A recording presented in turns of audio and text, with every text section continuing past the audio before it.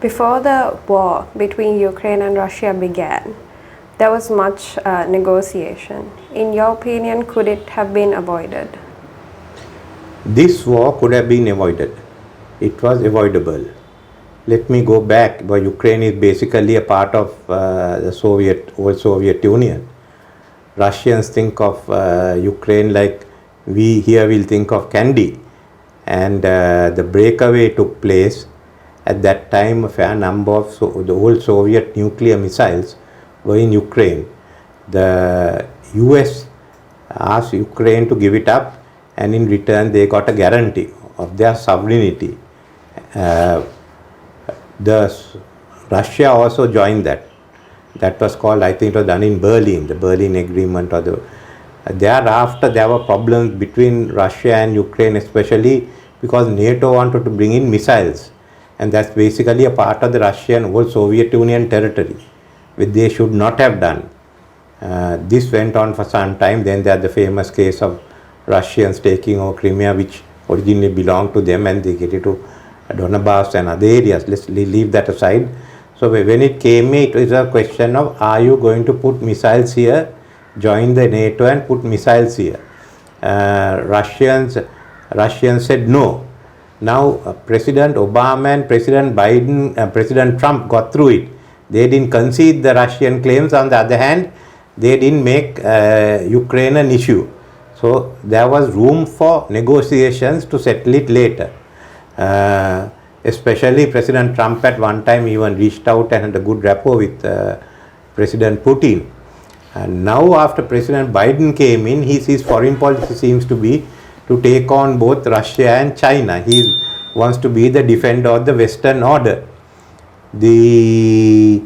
Recently Russia and China signed an agreement which is called the No Limit Friendship. It's a friendship without limits and without any boundaries or prohibitions. So thereafter, when Russia was emboldened by it to push further and ask that nuclear missiles not be put there in Ukraine, and Ukraine should not become a member of NATO.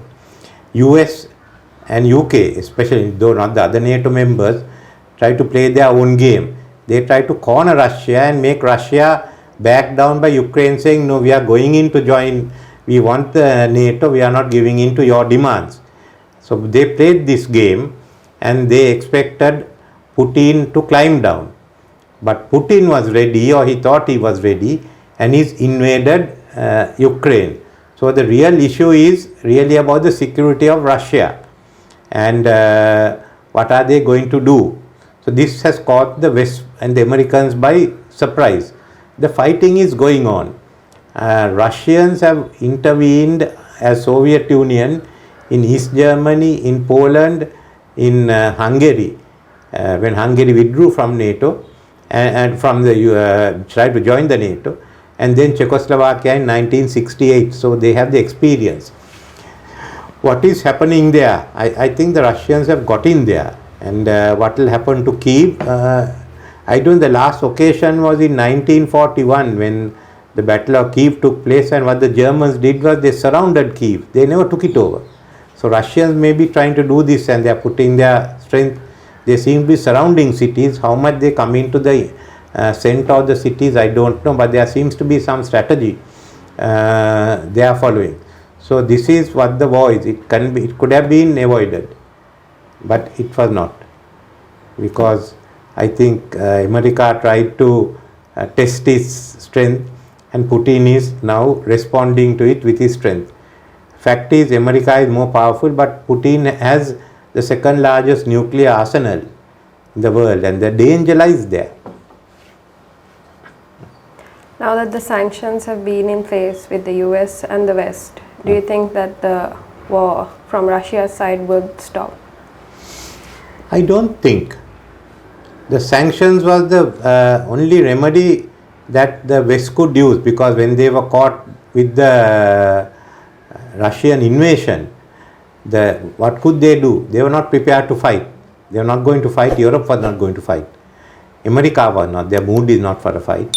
So only issue that President Biden had was sanctions. They were talking of sanctions. They've gone beyond the normal sanctions, bringing in SWIFT and others. So they are now trying to use the sanctions on Russia in the hope that Russian president will be brought down by the Russian people. That will turn bad for them. Putin will lose his position. But there's another side of politics to it, because for instance, Boris Johnson was about to lose his position as Prime Minister of the United Kingdom. Now he is upping it so that he will go up in the polls. He already has climbed about 6 or 7%, and he is taking a tough line. For President Biden also, he is in a problematic area, because President Trump says, there was no war in my time, I knew how to deal with Putin and how to handle Ukraine. You couldn't do it. So now he has to show that he is going to bring results, and he must bring results quickly, because he is going to lose the midterm elections. So he is pressing hard on the sanctions, thinking Russia will come down and he can save himself. But basically a lot of the American issues will be domestic issues, and the Republicans won't be unhappy if the Russians stay on in Ukraine for a bit longer, because then they can get the advantage of it. The third man with elections is President Macron of France, but he is playing a different role. He is showing that he can talk to Russia, he can talk to the West, he can talk to China, and telling the Frenchmen, if you remove me, you won't have a leader recognized globally. So he is playing a different game to the other two. And now the Australian Prime Minister Scott Morrison, he is also having elections. He is also upping his stakes to show that he can be tough on China. But all this means that we are going forward, we don't know where this will end. Each one is playing for his politics. And secondly, this is going to bring down the total global economy. And the question with the SWIFT and all should be utilized for political purposes are coming up. So anyway, it's going to be a hit on the Western economy also. And whether some of the economies can recover, where the COVID recovery will get put back by it, is another issue. So sanctions itself is becoming more complicated. And the issue for us is, why are countries which are not involved in this also can't do transactions with Russia? That's a big issue for countries who are not involved. So all that is coming up now. It may be the sanctions may also lead to the question of how West is using its economic power, and how do you respond to it. Already other countries are raising this issue. Why has China and India refused to support sanctions against Russia? No, China has the no limit friendship with Russia, and they say that there are reasons why the Russians acted. They are not defending it, and that we should stop the fighting. India also, remember, India is very close to Russia, so is China, and they are members of the Shanghai Cooperation Organization together with Pakistan, Iran and the Central Asian republics. So Russia is getting support, is getting help from there, in the sense they are not turning against. So actually what has happened is the Shanghai Cooperation Organization is holding. The issue is for the Quad. India is a member, but India has not taken the same line as US. India's self-interest is that they should go along here. But there is a bigger issue than just India or China. The fact is that Asia is silent.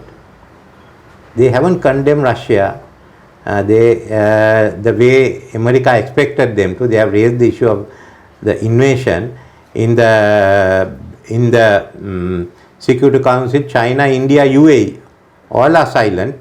They were non-committal. Indonesia, the leader of the chairman of the G20, is non-committal. It's where Pakistan is also going along with Russia. So it looks as if the whole of Asia, most of them, are going along with Russia. Now that is what is important, because Asia counts today, and everyone is neglecting that. They don't want to report it. There is another issue that has come up, and I think which we in Asia have to think of. The third conflict in Europe. Where will it end? The first was World War I. They could not sort out how to do the investigation on the assassination of the heir to the Austro-Hungarian throne, and as a result, the First World War broke out. Serbia and Russia on one side, Germany and Austria, then France and Britain got in. They couldn't control it. The Second World War also started in Europe, and by 1940 apparently the Germans controlled the whole of Europe and Britain was actually isolated. Britain could not have survived till 1942 when Russia and America were attacked and came into the war without the help of the Asians. We gave about, South Asia alone gave about 2.5 million soldiers, and a lot of the other resources came from Asia and Africa together with Australia and Canada. But without this, Britain could not have survived without its empire. And when the war was on, remember that China, about 5 million Chinese between the nationalists and the communists, tied down the Japanese. So that the land war was basically 5 million tying down the Japanese in the Asian continent, and then the British 14th Army with the Indians tying it down in Burma. So American soldiers could go up. The US destroyed the Japanese navy. So without it, the war could not have been won. The French lost their territory. They started a government in exile, Free French. They only had a building in London. Then they asked all the French colonies to support the Free French. All the Frenchmen who were governors said no. There was one African governor, Felix Eboy of Chad.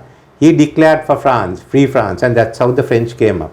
Whole of Europe was under the Germans. It's we here who gave the manpower to get Europe liberated. And okay, the Europeans and Americans, Russians put the next world order. That collapsed in 89, but nevertheless the West and Russia has been running this. Now we find is that they are bungling and they are going for a third conflict. If it's not a world war, at the moment nuclear weapons are not being used, certainly there will be economic havoc, which means the Europe is unable, within a century they are unable to control their conflicts and they are trying to come out. So in this case now Asia has come up. So many of us in Asia feel that it's the time Asia stepped up and said this is not anymore your issue. This is our issue. We don't want to go to war. We are not allowing the West to run it the way they want to. We all have to get involved. And the Asia staying silent is a message, because now the African Union has also not taken part. Though Brazil and Argentina supported US, the Mexicans have stayed out. I don't think it's about the Russians, what we do, because everyone has accepted the fact that Russians have invaded Ukraine. We know they have a reason, they had a problem, they have invaded Ukraine, but the problem there is not that. If you ask everyone, they'll say Russians have invaded Ukraine. The problem is they don't approve of what the West is doing. So everyone is staying silent. The Asians are saying, look, we are the most powerful countries now, economies are growing. We can't get affected by this. We can't have a world war. We have our disputes, but we haven't gone to this extent. So what's happened? Look at China and India had some problems on Himalaya, but if somehow they were able to sort it out. But here, on this main issue, they want to start a world war to win their elections. And therefore, the Asian view is, look, we can't allow the West only to decide the rules of the world. That Asia must come in, and that is what I think the view I have and many others have. There are no need to get involved. I think the government of Sri Lanka has also been non-committal like all the others, Bangladesh, everyone. Some of them who have commented and not said who has invaded whom. They said the invasions are bad and the war must stop. So this has been, this is what the media is not highlighting, because the West can't accept the fact that Asia today is also calling the shots. Sri Lanka is heavily reliant on Russia and Ukraine with regards to high exports in tea and tourism. How would this war affect our economy? Well, we get affected, though it's not as big as our exports elsewhere, especially tea. I think the low country and some of the mid-grown go to Russia and Ukraine. We can't send it there. So that means a lot of families, low-grown families and mid-grown, smallholders are going to be having a problem. So will the factory holders. That's the big one. Secondly, is that they will have a big impact on the global economy. So we still don't know how it will work, because the Western economies will also get affected. Inflation will be high there. So it's not only a Sri Lankan issue. There's a specific Sri Lankan issue. There's another issue here. How can our economy be not affected by what's Everyone happening in will the be world? affected by this. It's how we go out. But there are a lot of potential now for Asia to think on its own. The firstly is that no one wants the SWIFT and others to be used as a political weapon. If US or UK wants to put sanctions against Russia, that's their business. But we should not be stopped from trading with Russia and others. It's a globalized economy in which we agreed that they should run the system. Now, if they are going to use it for political purposes where we lose, then I think Asia has to look at another system. China is starting a China-centric one. Some of the others may not want to have a China-centric one, but they may want to have one that is acceptable to all. I think even Africa will join it, and that's where the power is. So the West is losing that hold it had. Even the globalization they are put together, now they are taking it apart. So the West controlling these instruments of globalization and finance. If you look at the other side, now Dubai can develop because Dubai has not, UAE hasn't got involved in it. Dubai is international financial center, already people are talking Dubai is safer, it doesn't play any politics at all. Now if you look at London as a financial center, many of our business, others all send their money, and from London they used to deal with Russia or any other country. Now when London stops all those transactions, London will lose out as a financial center. They've already lost out once on Brexit, and most probably they will lose some more, and Dubai will really develop. I feel that we have to look at alternate systems. Within 10 years, Asia is capable of putting it into order. So these are big risks that the Americans hadn't thought of, that their Western dominance of the instruments of globalization, especially look at the IT and all, are no longer relevant. Then if you look at the Western media, what they are saying is not been accepted in Asia. It's Al Jazeera who's there. Some look at here we look at the Indian TVs. So that's you can see the Western power is being reduced. In my view, I think it's ideal time when this confrontation comes to an end for Indonesia, as was both the chairman of the G20, but also where the first Asian conference was held, for Indonesia together with China, India and UAE to summon a conference of all Asian nations and look at how we can reinvent India. After all, the Asian power started in Indonesia with the Bandung conference. So I think they should take the lead in calling for such a conference. Thank you, Mr. Ranil, for your point of view. Thank you for asking the questions.